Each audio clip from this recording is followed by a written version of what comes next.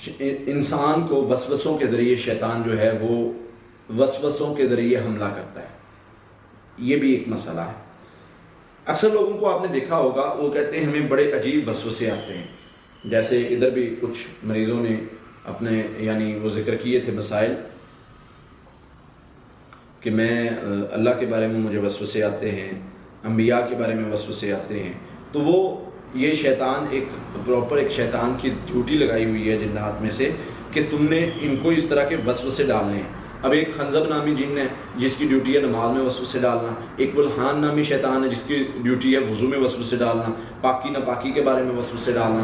बंदे को लगता है मैं नापाक हूँ, हर टाइम यही लगता है, वो वज़ू भी कर लेता है, गुस्ल भी कर लेता है, फिर उसको लगता है नहीं मैं जो है वो मैं फिर भी नापाक हूँ। तो वो एक तरह से शैतान का ट्रैप है जिससे वो इंसान को गुमराह करना चाहता है, इंसान को तकलीफ में मुब्तला करना चाहता है। और उसको लगता है, कभी उसको बार बार लगता है वज़ू टूट गया, नबी सल्लल्लाहु अलैहि वसल्लम ने फरमाया ये भी एक शैतान का वसवसा होता है, इसके पीछे न लग जाया करो फौरी। फिर इसी तरह से आपको मैं एक बात समझा दूँ, अगर आप रसूलुल्लाह सल्लल्लाहु अलैहि वसल्लम के तरीक़ों पर चल पड़े ना, हम जिन्नों को चैलेंज दे लेंगे।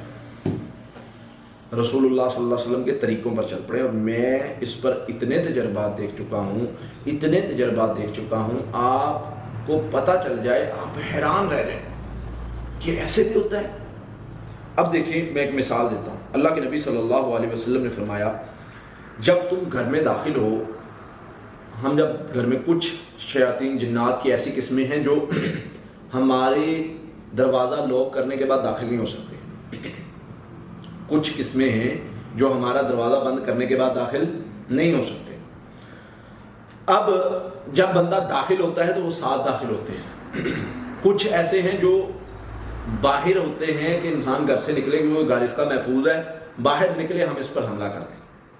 अब अल्लाह के नबी सल्लल्लाहु अलैहि वसल्लम की एक छोटी सी हदीस है, उस पर अगर हम अमल कर लें तो वो हमें कितना फ़ायदा हो सकता है, आप इस चीज़ को समझ लें, आप हैरान रह जाएंगे। अल्लाह के नबी सल्लल्लाहु अलैहि वसल्लम ने फरमाया कि जो बंदा भी घर में दाखिल हो, वो घर में दाखिल होने की दुआ पढ़े, या बिस्मिल्लाह पढ़ के दाखिल हो, सलाम कहे।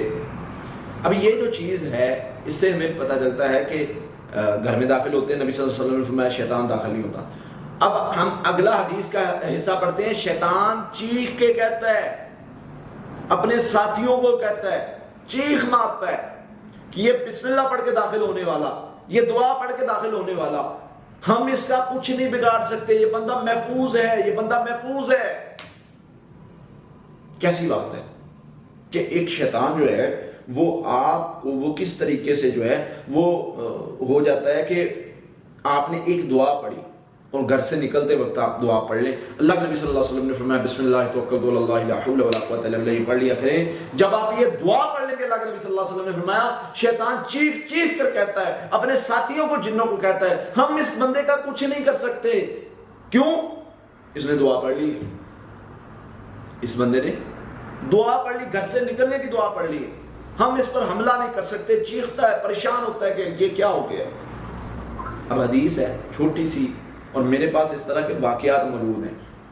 मरीजों में जिन्नात खुद आके बताते हैं कि अगर ये दुआ पढ़ लेता, अगर ये दुआ पढ़ लेती, हमें जो भेजा गया था, हमें जो टास्क दिया गया था, हम वो पूरा ही ना कर पाते, ये महफूज हो जाता हमसे। तो वो कैसे हुआ?